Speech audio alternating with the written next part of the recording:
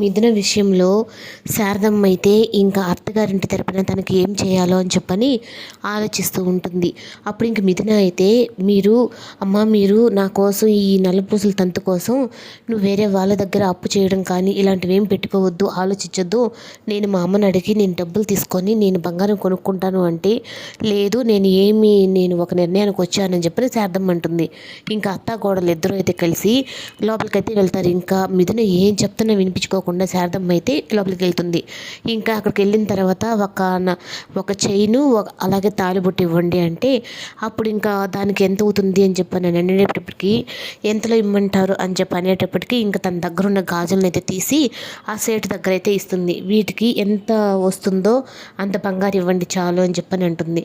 ఇంకా అలా మిథున అయితే మీ గాజులు ఎత్తి తీసి నాకు నల్లపూసలు తీసిస్తున్నారా, వద్దమ్మా అని చెప్పంటే, లేదు ఇవి మా అత్తగారు నాకు ఇచ్చారు, ఇప్పుడు నేను నా కోడలికి నేను ఇస్తున్నానని చెప్పాను అని శారదమ్మ అయితే అని ఆ గాజులు అయితే ఇచ్చేసి నల్లపూసల దండ అయితే తీసుకుంటుంది.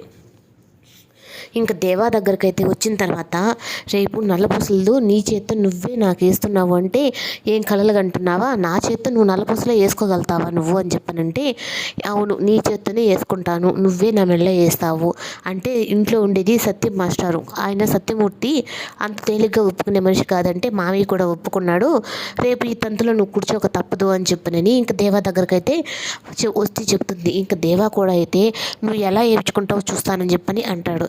సరే, పోలీసుల దగ్గర ఎందుకు మిథున నా భార్యని ఎందుకు చెప్పావు, అప్పుడు నీ భార్యను అయితేనే కదా నువ్వు చెప్పిందని చెప్పని తన్ని ఏడిపిస్తుంది.